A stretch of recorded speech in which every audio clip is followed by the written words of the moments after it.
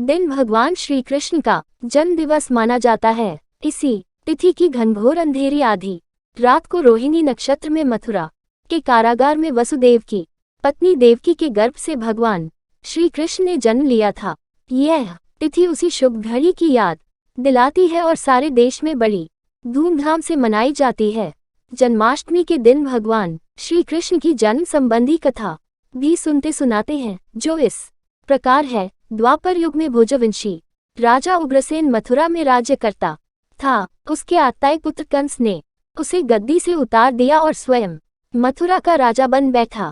कंस की एक बहन देवकी थी, जिसका विवाह वसुदेव नामक यदुवंशी सरदार से हुआ था। एक समय कंस अपनी बहन देवकी को उसकी ससुराल पहुंचाने जा रहा था। रास्ते में आकाशवाणी हुई, हे कंस, जिस देवकी को तू बड़े प्रेम से ले जा रहा है, उसी में तेरा काल बसता है।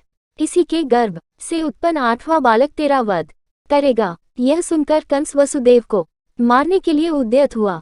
तब देवकी ने उससे विनयपूर्वक कहा, मेरे गर्भ से जो संतान होगी उसे मैं तुम्हारे सामने ला दूंगी। बहनोई को मारने से क्या लाभ है। कंस ने देवकी की बात मान ली और मथुरा वापस चला आया। उसने वसुदेव और देवकी को कारागृह में डाल दिया। वसुदेव देवकी के एक एक करके 7 बच्चे हुए और 7 को जन्म लेते ही कंस ने मार डाला। अब 8वां बच्चा होने वाला था।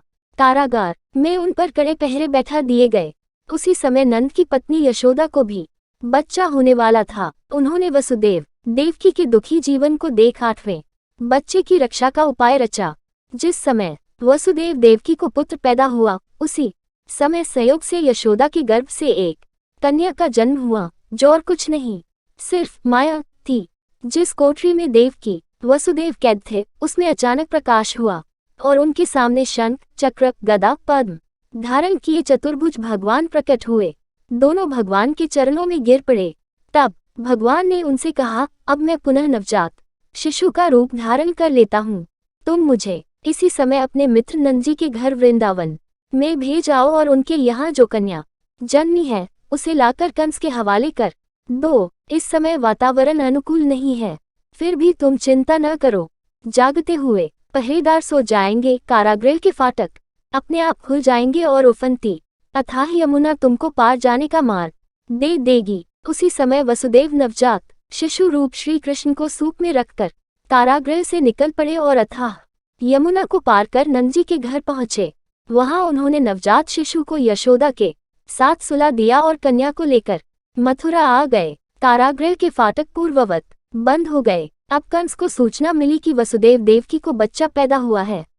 उसने बंदीगृह में जाकर देवकी के हाथ से नवजात कन्या को छीनकर पृथ्वी पर पटक देना चाहा, परंतु वह कन्या आकाश में उड़ गई और वहां से कहा, अरे मूर्ख, मुझे मारने से क्या होगा। तुझे मारने वाला तो वृंदावन में जा पहुंचा है। वह जल्द ही तुझे तेरे पापों का दंड देगा।